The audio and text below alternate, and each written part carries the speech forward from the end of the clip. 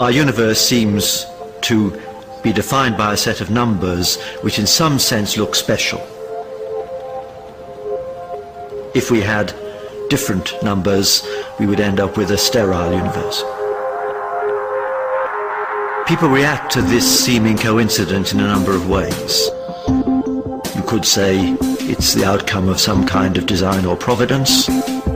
We could say it's a brute fact we have to accept, because these numbers might be determined by some theory which we haven't yet discovered. For a while it was possible to believe that the laws of nature were not so precisely set as to require the hand of a creator. But then a completely new fundamental property of the universe was discovered. An anti-gravity force present in space itself. It is called the cosmological constant, and when cosmologists calculated its effect on the evolution of the universe, they realized it had to be very finely tuned indeed. The fine-tunings, how fine-tuned are they? Most of them are 1% sort of things. In other words, if a thing is 1% different, everything is bad. And a physicist could say, maybe those are just luck. On the other hand, this cosmological constant is tuned to 1 part and 10 to the 120 decimal places. Nobody thinks that's accidental. That is not a reasonable idea, that something is tuned to 120 decimal places just by accident. That's the most extreme example of fine-tuning. No force in the history of cosmology has ever been discovered to be that finely tuned. The cosmological constant needs to be set to 1 part in a trillion.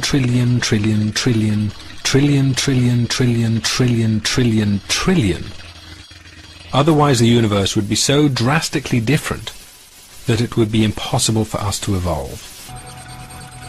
That the cosmological constant arrived at such a tiny value by chance seemed to be out of the question, but the alternative explanation was also impossible to contemplate.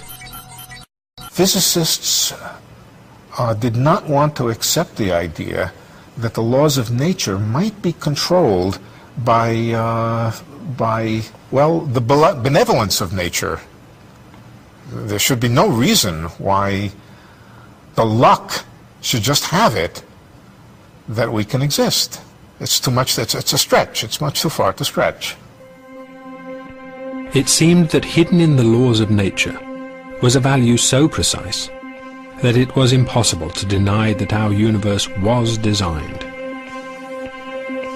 But a designed universe requires the existence of a designer, a notion that even the anthropic scientists did not want to entertain.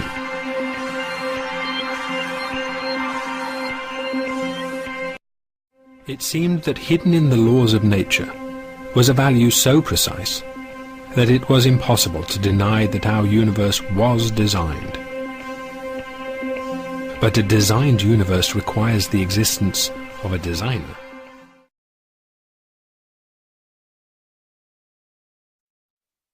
The scientists were between a rock and a hard place.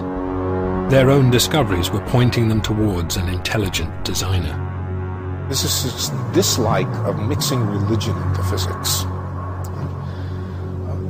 I think they were somewhat afraid that if it was admitted that the reason the world is the way it is has to do with our own existence, that could be hijacked by the creationists, by the intelligent designers.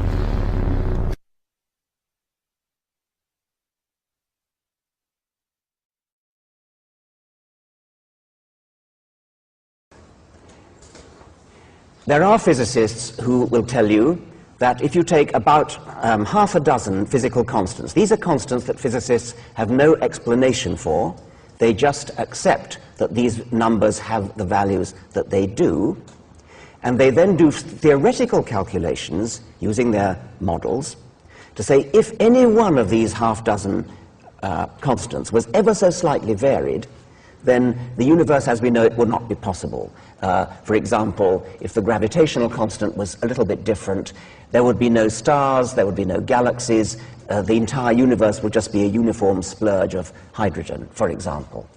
You wouldn't have stars, you wouldn't have chemistry, you wouldn't have the formation of the heavier elements, you couldn't have life. And they do the same trick for half a dozen other physical constants. A good example is Martin Rees, the present Astronomer Royal, in his book Just Six Numbers.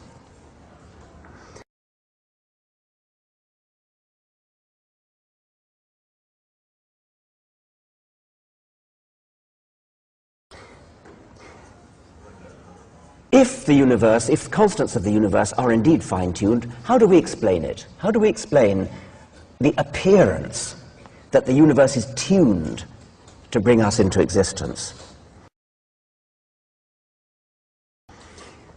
Well, theists say God did it. God twiddled the knobs and tuned the physical constants to have exactly the right values. That, of course, is no explanation at all, because it leaves unexplained the tuner. It's just pushing the problem back one step. So we can instantly discount explanation number one.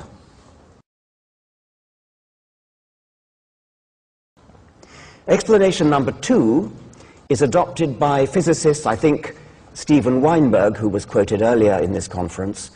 Steven Weinberg, Nobel Prize-winning physicist from Texas, I think his view is that we don't yet understand enough physics, and when we do, when we have the longed-for theory of everything, the TOE, we will then realize that these knobs are not for tuning. There is no freedom, there are no degrees of freedom. There's only one way for a universe to be.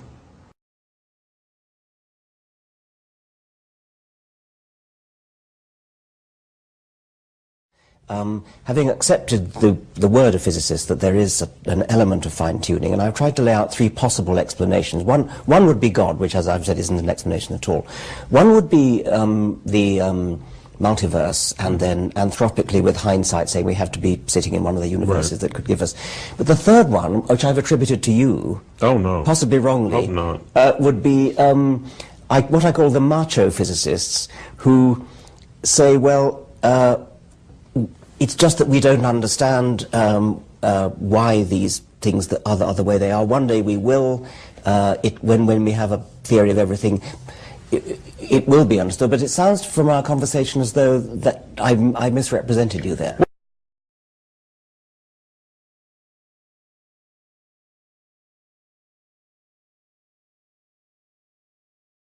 I don't think one should underestimate the fix we're in, that in the end we will not be able to explain the world, that we will have some set of laws of nature. We will not be able to derive them on the grounds simply of mathematical consistency, because we can already think of mathematically consistent laws that don't describe the world as we know it. And we will always be left with a question, why are the laws of nature what they are rather than some other laws? And I don't see any way out of that.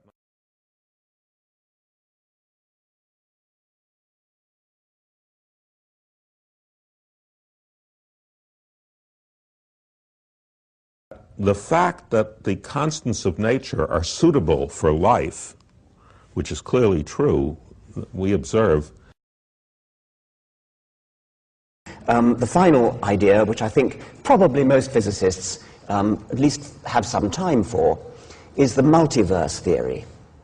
No one has constructed a theory in which that's true. I mean, it's not only a speculation. The theory would be speculative, but we don't have a theory in which that speculation is mathematically realized. Right, yeah. So, but it's a possibility.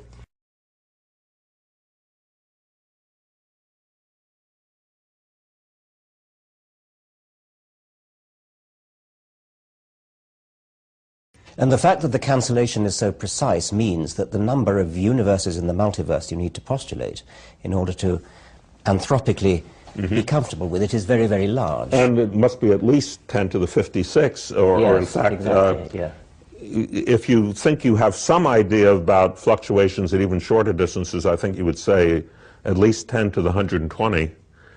In fact, that's a little disturbing.